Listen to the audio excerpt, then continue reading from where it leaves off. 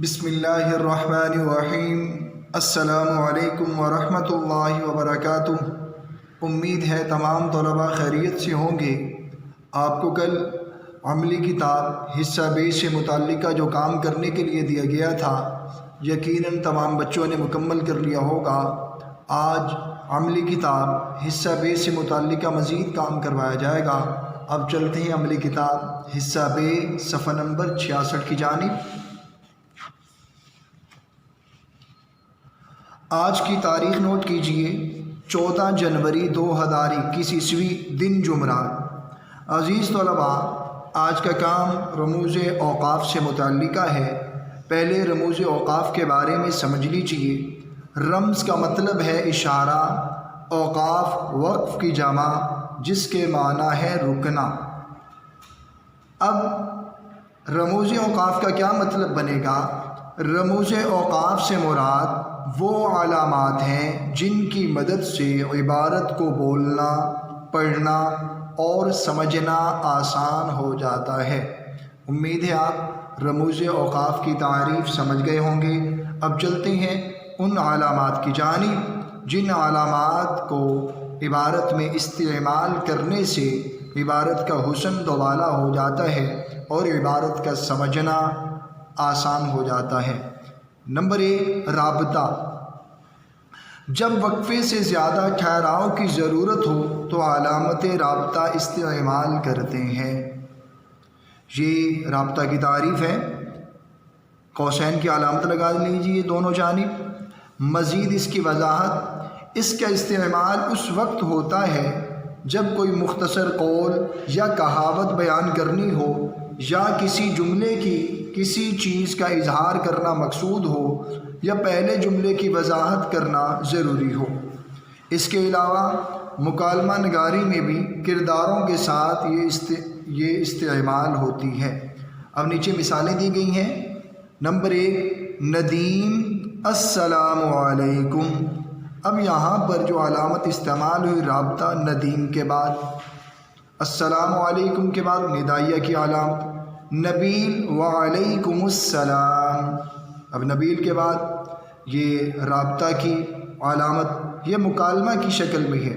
اب ایسی مزید تیسری مثال، قائد اعظم نے فرمایا، رابطہ کی علامت استعمال، کام، کام اور کام، یعنی آپ نے رابطہ کی تعریف میں پڑھا تھا، یعنی کوئی مختصر قول جیسے قائد اعظم کا قول، کہاوت یا کسی جملے کی کسی چیز کا اظہار کرنا مقصود ہو، اور آخر میں آپ نے پڑھا مکالمہ نگاری میں بھی کرداروں کے ساتھ جیسے ندیم اور نبیل کے سامنے رابطہ کی علامت کا استعمال آپ دیکھ رہے ہیں۔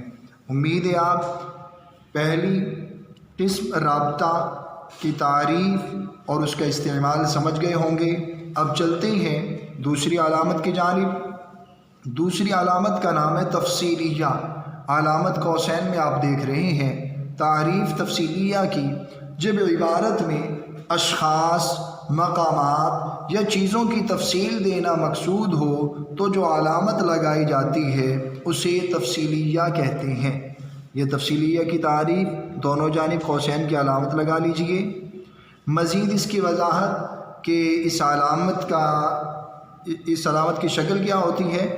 یہ نشان اوپر نیچے دو چھوٹے چھوٹے نقطوں اور ان کے آگے ایک ختمے پر مشتمل ہوتا ہے۔ آپ دیکھ رہے ہیں قوسین میں چھوٹے نقطے دو، پھر ختمے کی علامت۔ یہ نشان عام طور پر ان جملوں کے آخر میں لگایا جاتا ہے جن میں حسب ذیل یا مندرجہ ذیل یا نیچے لکھے گئے وغیرہ الفاظ استعمال کیے گئے ہوں۔ دیکھیں آپ دو مثالیں دی گئی ہیں۔ مندرجہ ذیل الفاظ کو اپنے جملوں میں استعمال کریں۔ اب دیکھیں ایسے جب جملوں کا استعمال ہوگا ان کے آخر میں تفصیلیہ کی علامت لگے گی۔ دوسری مثال، حسب ذیل اشعار کی تشریح کریں۔ اب تفصیلیہ کی علامت، آپ نے تفصیلیہ کی تعریف یہ سنی تھی ابھی کہ جب عبارت میں اشخاص، مقامات یا چیزوں کی تفصیل دینا مقصود ہو۔ اب یہاں پر اشعار کی تفصیل طلب ہے، اشعار کی تشریح کی تفصیل طلب ہے، اور الفاظ کے جملوں میں استعمال طلب ہے تو لہٰذا ان کے سامنے تفصیلیہ کی علامت استعمال ہوئی۔ امید ہے آپ تفصیلیہ کی تعریف اور اس کا استعمال سمجھ گئے ہوں گے۔ اب چلتے ہیں تیسری علامت کی جانب۔ تیسری علامت کا نام قوسین اور سامنے اس علامت کی شکل بھی آپ دیکھ رہے ہیں۔ قوسین کی تعریف عبارت میں جملہ معترضہ یا اندرونی وضاحت بیان کرنے کے لیے جو علامت استعمال کی جاتی ہے اسے قوسین کہتے ہیں۔ یہ قوسین کی تعریف، دونوں جانب قوسین کی علامت لگا لیجئے۔ اب اس علامت کا استعمال، میرا بھائی کل اسکول میں داخل ہو گیا۔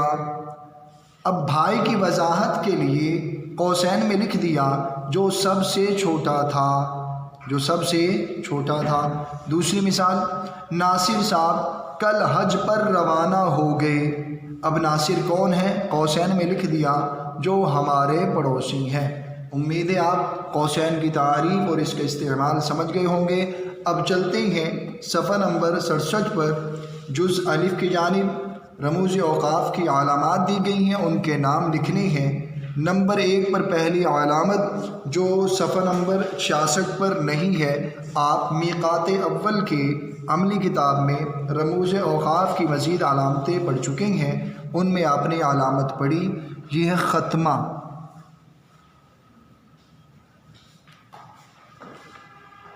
اب اسی طریقے سے آپ نے مزید علامات کے نام از خود لکھنے ہیں۔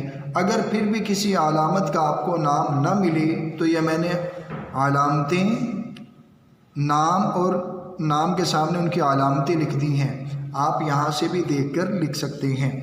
اب چلتے ہیں جز بے کی جانب۔ درذیل جملوں میں رموز اوقاف کا استعمال کریں۔ اب رموز نمبر 1، علامہ اقبال فرماتے ہیں۔ اب اس کے سامنے کون سی علامت استعمال ہوگی؟ آپ نے صفحہ نمبر 66 کی پہلی علامت پڑھی، رابطہ، یعنی جب کسی کوئی مختصر قول مقصود ہو تو اب اس میں علامہ اقبال کا ایک شعر لیا گیا، لہذا علامہ اقبال فرماتے ہیں کہ آخر میں علامت کا استعمال ہوگا رابطہ۔ علامہ اقبال فرماتے ہیں وہی لوگ جہاں میں اچھے، آتے ہیں جو کام دوسروں کے۔ اب آپ نے بقیہ اجزاء میں از خود علامات کا استعمال کرنا ہے۔ جز جیم، مندرجہ ذیل عبارت میں رموز اوقاف کا استعمال کریں۔ یہ ایک پیراگراف دیا گیا ہے، اس پیراگراف میں آپ نے علامات کا استعمال کرنا ہے۔ 1-2 علامتیں میں لکھ دیتا ہوں، جیسے پیراگراف کا آغاز، پاکستان کے اہم مصنوعات یہ ہیں۔ اب یہ ہیں یعنی مصنوعات کو وضاحت کے ساتھ بیان کرنا مقصود ہے۔ آپ نے رموز اوقاف کی دوسری علامت پڑھی تھی تفصیلیہ، جس کی تعریف یہ پڑھی تھی کہ جہاں پر وضاحت بیان کرنا مقصود ہو، لہٰذا اہم مصنوعات یہ ہیں کے بعد علامت کا استعمال ہوگا تفصیلیہ۔ اسی طریقے سے آگے کپڑا۔ اب کپڑا کے بعد کی علامت جو استعمال ہوگی وہ آپ میقات اول میں پڑھ چکے ہیں، وہ ہے سکتہ۔ یہ والی علامت مختصر ٹھہراؤ۔ اب آپ نے اس پیراگراف میں مزید علامات کا استعمال از خود کرنا ہے۔ اب چلتے ہیں معروضی کی جانب۔ جز دال، درست جواب پر دائرہ لگائیں۔ نمبر 1، جب وقفے سے زیادہ ٹھہراؤ کی ضرورت ہو تو استعمال کرتے ہیں۔ 4 جوابات دیے گئے ہیں، اب درست جواب کا انتخاب کرنا ہے۔ آپ نے رموز اوقاف کی پہلی علامت جو پڑھی تھی رابطہ سے متعلقہ، جب وقفے سے زیادہ ٹھہراؤ کی ضرورت ہو تو علامت رابطہ استعمال کرتے ہیں۔ اب درست جواب آپ کو مل گیا، جز بے۔ اب آپ نے بقیہ 2 اجزاء کے از خود درست جواب کا انتخاب کرنا ہے۔ امید ہے تمام بچے سمجھائے گئے طریقے کے مطابق صفحہ نمبر 66 پر رموز اوقاف کی علامات اور یاد کر لیں گے، اور دوسرا صفحہ نمبر 67 پر از خود سمجھائے گئے طریقے کے مطابق استعمال کر لیں گے۔